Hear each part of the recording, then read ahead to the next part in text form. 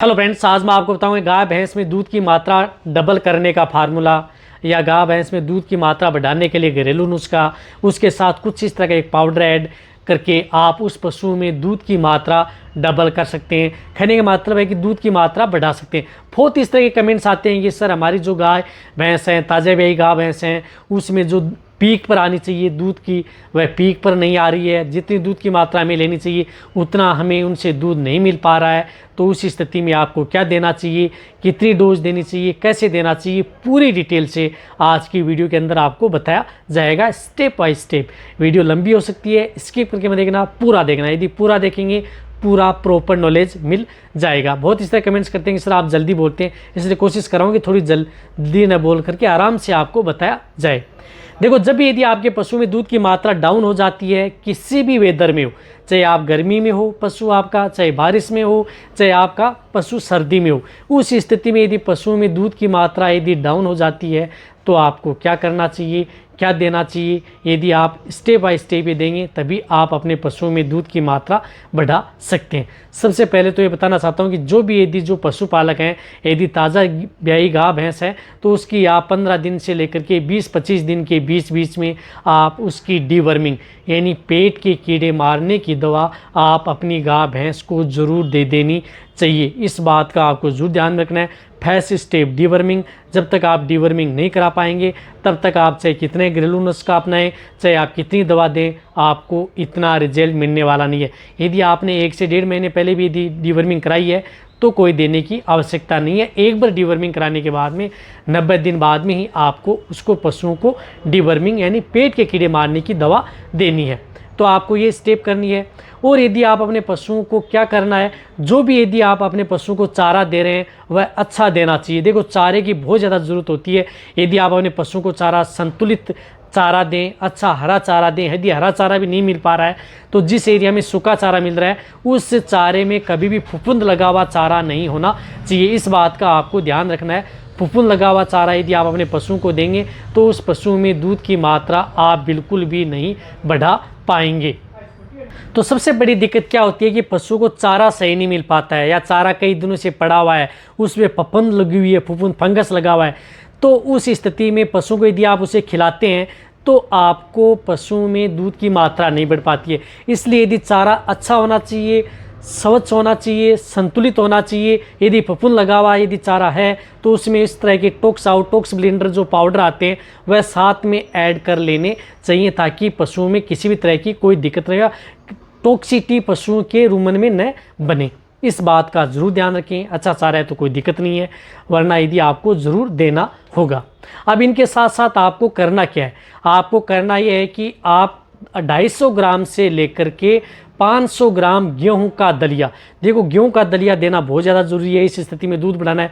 गेहूं के दलिए में calcium, phosphorus, vitamin, fibre, magnesium, iron ये प्रचुर मात्रा में होते हैं, जिससे कि पशुओं में दूध बढ़ाने में बहुत ही ज़्यादा मददगार साबित होता है। तो गेहूं का दलिया जिन पशुओं का वजन कम है, एरिया वाइज जैसे पशु हैं, जिस तरह से कई ऐसे एरिया जहाँ पर पशुओं का वजन बहुत कम होता है तो वहाँ पर 250 ग्राम, और ज़्यादा यदि बॉडी वेट वाले पशु हैं जिस प्रकार 400-500 से आप 500 ग्राम गेहूं का दलिया, आप 250 से 500 ग्राम गेहूं का दलिया लेना है, बहुत ज़्यादा ज़रूरी है। साथ में आपको ऐड करना है 50 ग्राम गुड़। 50 ग्राम गुड़, गर्मी है तो 50 ग्राम लेना है, और यदि सर्दी है तो आप इस गुड़ की मात्रा को आप 3 गुना कर सकते हैं, 150 ग्राम तक भी बढ़ा सकते हैं, 100 से 150 ग्राम। गर्मियों में आप 50 ग्राम से ज़्यादा गुड़ की मात्रा नहीं लेनी है। इस बात को ध्यान रखना है। गुड़ क्या करता है कि पशु को एक एनर्जी से बचा सकता है, नेगेटिव एनर्जी में जाने से रोकता है, स्ट्रेस में जाने से रोकता है, पशुओं की इम्यूनिटी बढ़ाता है, ब्लड में आरबीसी की मात्रा को भी बढ़ाता है। इसलिए आप 50 ग्राम गुड़ उसमें ऐड कर लें गर्मियों में। यदि आप सर्दियों में उसकी मात्रा बढ़ा सकते हैं। साथ में आपको प्रयोग करना है इसमें 50 ग्राम मेथी दाना। मेथी भी बहुत ही अच्छा है, ज़्यादा मात्रा बिल्कुल भी नहीं लेनी है। 50 ग्राम से ज़्यादा मेथी आपको देना ही नहीं है। यदि आप ये ध्यान रखें, सर्दी है तो आप उसमें 100 ग्राम कर सकते हैं, लेकिन गर्मियों में 50 ग्राम। इन तीनों को आपको गर्म कर लेना है, गुड़, मेथी और जो ये गेहूं का दलिया, इन तीनों को गर्म कर लेना है, पका लेना है। गर्म करके आप जब ये ठंडा हो जाता है तो जो भी यदि आप खल चूरी या जो भी यदि आपने फीड सप्लीमेंट जो बनाया था दाना मिश्रण उसमें आपको ऐड कर देना है, या जिसमें आप कोई भी खल्ली ले रहे हो, चाहे सरसों की खल्ली हो, तिल की खल्ली हो, उसमें आप उसको ऐड कर देना है, उसमें आपको ये मिला देना है।